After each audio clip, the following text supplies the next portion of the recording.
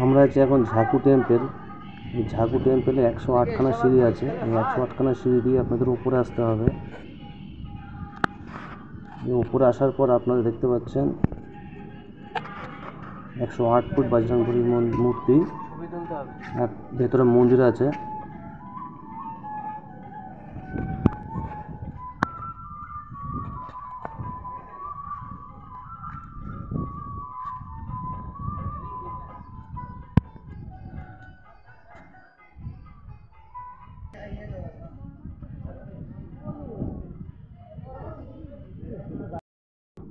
সিমলা, এই সিমলাতে আসলেই প্রথমে আপনাদের মনে পড়বে সিমলা ম্যালের কথা।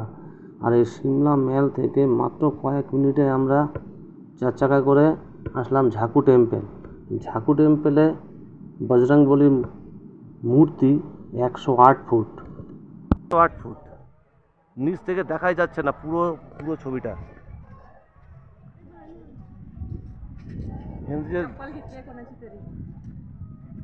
গদাটা মোটামুটি 10, 20, 30, 40, 50, 70 ফুট উঁচু আছে। গদাটা 70 ফুট আছে।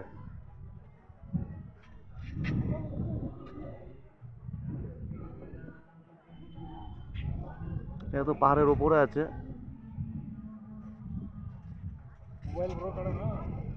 যে লেজটা দেখা যাচ্ছে, লেজটা মোটামুটি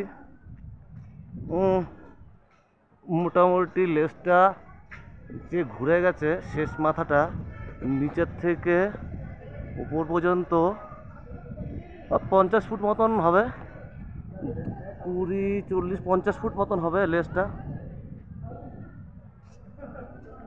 এত বড় মানে বলাই যাচ্ছে না। পাটা মোটামুটি 10, 15 ফুট, পাটায় 15 ফুট মতন হবে, পাটায় 15 ফুট।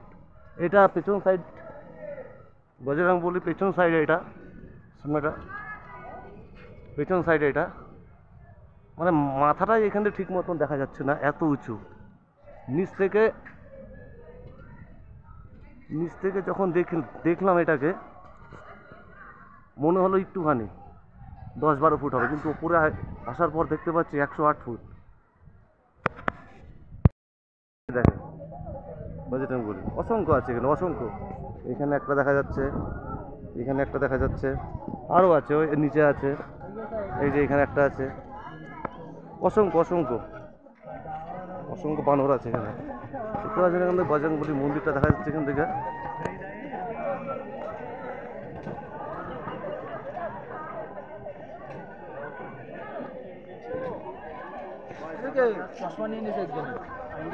এটা হলো সাইড দেখা যাচ্ছে।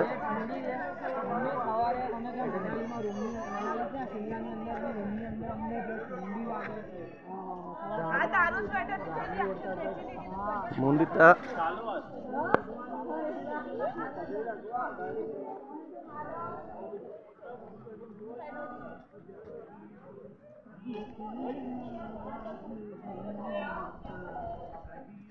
জুতো খুলে ভেতরে যেতে হবে, কিন্তু যাওয়া এখানে একটু রিস্ক আছে, কেন বাঁদরের উৎপাত করছে।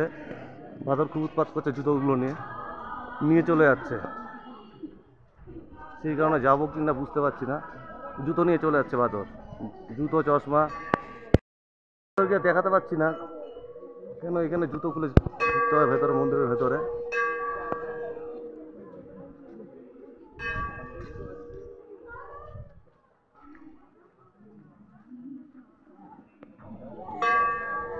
অনেকে যাচ্ছে।